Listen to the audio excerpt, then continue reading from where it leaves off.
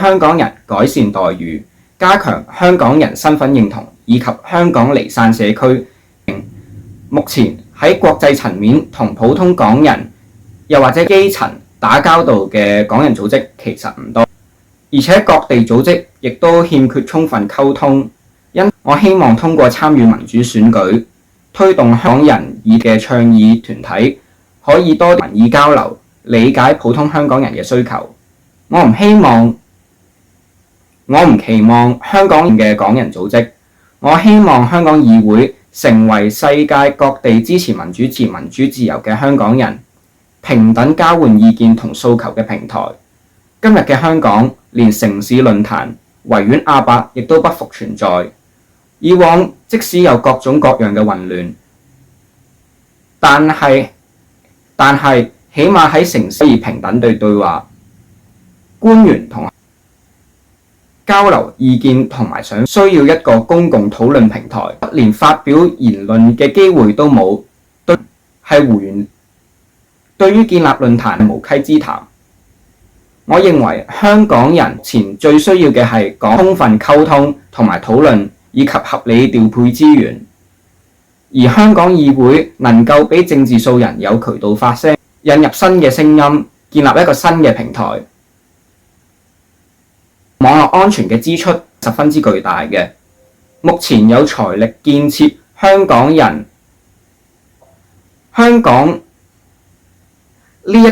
議會係一個初具原型嘅民主平台。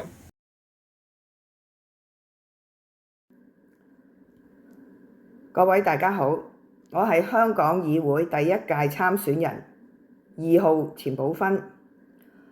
我參與香港議會選舉嘅目的其實好簡單，我就係想光復香港。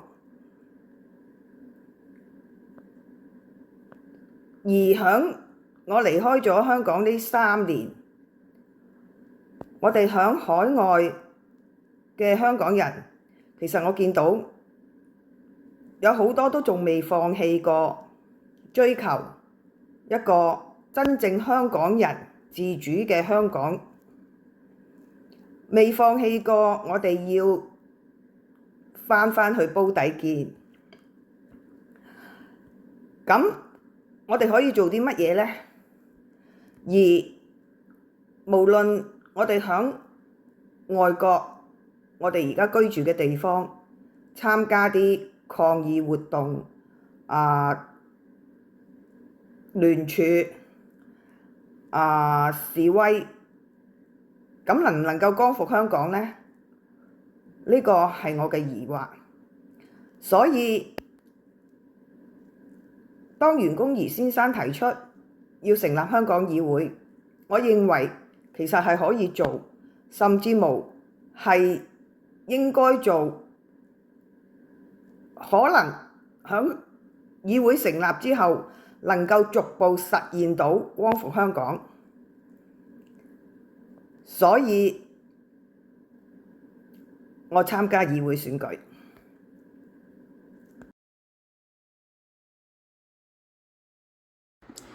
我係4號林彬，又叫做林松。回應第一條問題，我今次參選係嘗試參加一次真正普及而直接嘅選舉，希望通過香港議會自己身體力行實踐民主參政。另一方面，希望通過香港議會呢個組織加強關注香港發生嘅重大事件。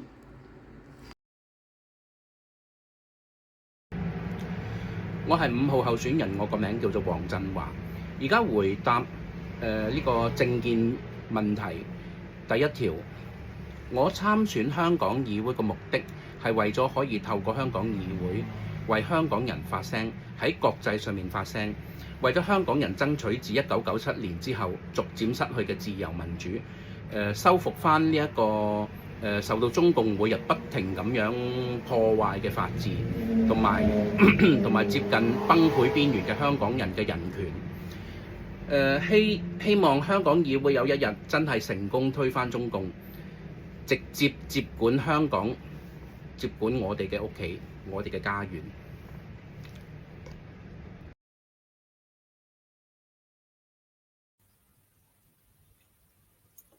大家好，我係6號參選人張信燕。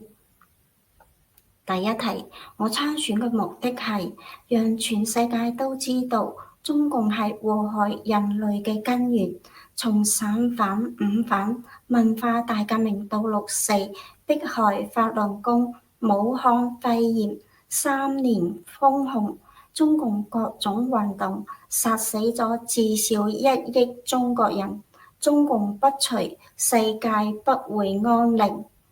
我對香港議會嘅期待係舉辦成功，真正公投出代表香港人嘅議員，主權在民，人民講咗算。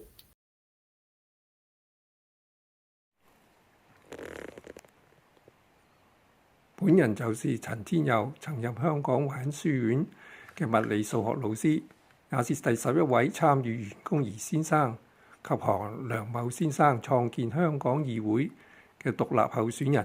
本人早已説明天佑香港的競選宣言與展望，只是等待 Lucy 女士採訪，開解香港原居民的困境。因為香港特首和律政司及保安局局長從來沒有表態或是反面，因此所有香港和海外的香港原居民及華人仔有信心安心投票，務使榮光回歸香港，領導世界遵循天道。香港議會引用物理數學原則解釋老子的《道德經》，成為各個國家至上的憲法，其權威來自自然的潛力和能量，因為物理學乃是尋找萬事萬物的道理，從而獲得真理天道。香港將會恆久昌盛不衰。香港議會嘅政策和功能是收集民意和批評，務實解決由民選代議員提交社會在前政發經的4大困惑。香港議會不是篩選出民主選舉代議員嘅意見，或是黨人思路爭權奪利作為政治的機構。香港議會首先由物理及數學家設定有反思能力的人工智慧機器，取代法官獨裁的權力，司法才得到絕對正確獨立不偏，三權才可互相制衡，排除所有惡法惡行，消除貪污腐敗，政治不許逆天行道，不容民選嘅議員出位行差踏錯。由於聖經允許私人借貸以低利率發放，古蘭經卻嚴禁收取利息，這使得基督教國家和穆斯林國家成為了互相衝突的敵人。簡而言之，物理科學已經證實了非零官方利率計算利息，違反了物理質量和能量守恒定律，是一個極其惡劣嘅政治和法律錯誤。任何一個國家如果允許法官批准銀行放款計算利息，當作真金白銀越換成商品，破壞了商品價格的金本位。1971年，美國總統尼克森乾脆廢除金本位，運用政治、法律和軍事手段軟硬推動美元成為全球銀行貿易的唯一貨幣。虛擬與現實在物理學和數學上是不相容的。美國總統川普採取不同的政策，堅持將虛擬貨幣視為真實貨幣，就是徒勞無功的。金錢不是虛實的，金錢不分虛實的結果就是貧富分化。惡人使用更多的方法欺騙他人，使善良正直的家人受苦受難。當前的中國英美之間的貿易戰是雙輸的局面，民眾被欺騙受害。解決方案已經在香港和紐西蘭高院陳美美遺產案件中説明。好，希望你哋收到我所發出嘅信息。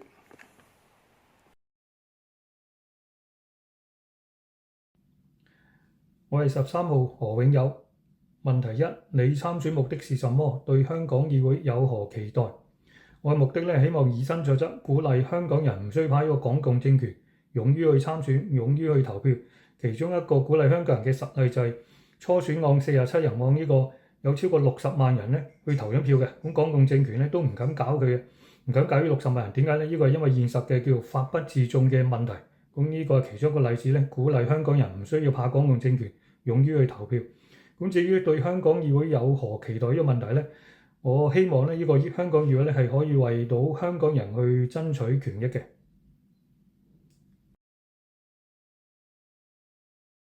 因為我係一個香港人，我父親喺1950年走返去中國，建設新中國，後嚟喺文化大革命1967年、66年嗰陣時俾共產黨害死。咁我又1967年又走返去香港，結果呢，我為咗想屋企人全部返香港，我又喺香港走返去中國1970年，結果我被拉咗就判咗20年勞改，然後實際上我就勞改咗10年，然後咧就平反，話我呢個係冤案，放翻我翻屋企，但係共產黨一句道歉都冇講過，一個仙都冇賠過俾我哋屋企人，老豆俾佢害死，嗰啲財產全部資產生意俾共產黨沒收晒，所以我覺得咧，我走翻去香港係啱嘅，呢個係我老豆臨死之前嗰幾句説話，叫我一定要想辦法帶翻屋企人去翻香港。所以我話一個香港人，好地道嘅一個香港人。咁點解講香港人啊？要咁樣爭取啊？因為自由就係2個字啫，就係為咗自由。咁所以我想參加呢個香港呢個議會咧，而家海外嘅呢個咁樣組織咧，就目的就係要將香港要攞翻自由民主。OK。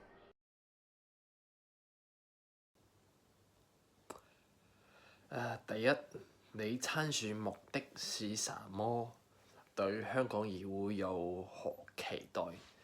咁為香港獨立革命出一分力，同時我係身為香港人嘅職責嚟嘅，係啦。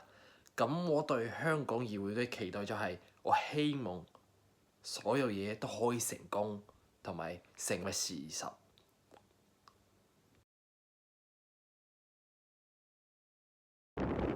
距離2019過咗咁多年，大家感受到啲咩？體驗咗啲咩？你覺得你有冇變啊？有冇沮喪嘅時候？又唔知你哋仲相唔相信自己當時講過嘅嘢？我諗你哋一定有你哋嘅答案，我都有我嘅答案。我今日出嚟參選，其實就係我嘅答案。無論係我細個嘅時候，好天真好細個嘅中學嘅時候，選擇咗喺2014嘅時候加入學生組織學生覺醒，抑或係去到2019嘅時候出去抗爭，然後喺大陸俾人捉咗囚禁咗半年，最後又好好彩咁樣走返出嚟。我內心對香港嘅願景從來都冇變過，所以加入香港議會參選係我行出嘅第一步。我相信喺光復香港條道路上面仲有好多步，我需要你同我一齊繼續行，大家一齊諗未來可以點。Hello， 我係19號候選人方立賢。回應問題1，我參選嘅目的同埋我對香港議會嘅期待。我參選嘅目的係想用體育精神去團結香港人。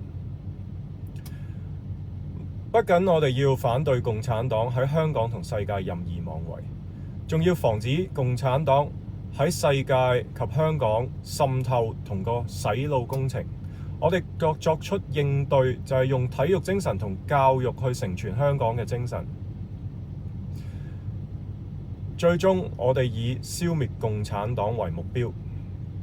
第一屆香港議會，我哋係要用為香港人制定一個基石，為香港人踏出第一步。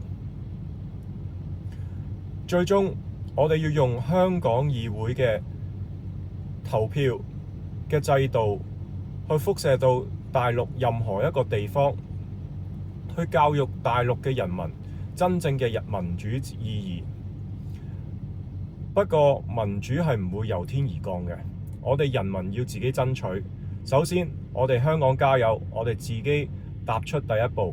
記住，投香港人一票。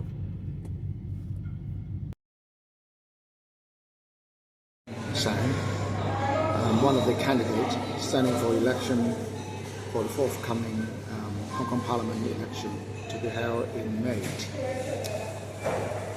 I aspire to be a bridge, not just for Cantonese-speaking Hong Konger, but also many English-speaking Hong Konger. They work and live as expatriates in Hong Kong before. Before I left Hong Kong in 2015, I worked as an assistant professor teaching at the Hong Kong Polytechnic University. My own education, both undergrad and postgraduate, is in structural engineering. I'm not wasting any time here to go through my own background. Perhaps I urge you to read my own curriculum vitae, to know a little bit more about my background. I perhaps like to take the opportunity to say a few things about Hong Kong Parliament. You can see I'm holding a camera with the screen showing a structure. Now this structure was built around year 2000 in Hong Kong at the West Kowloon site before it was developed to what it is now. This structure was designed by a very well-known Japanese architect. You might misled to think, wow, the structure is wholly built with structural steel. In fact, many of the components making up of this structure is made of paper tubes. I think the metaphor being here, each one of us, Hong Kongers or member of parliament of the Hong Kong Parliament, we are individually weak, fragile, insignificant, as much as a paper tube, the connotation of using a paper tube. But in fact, with the knowledge of structural engineering, you can bind them together to build this spectacular, strong structure. So the metaphor I like to use here is each one of us is those paper tube. Again, individually, we are fragile, we are insignificant.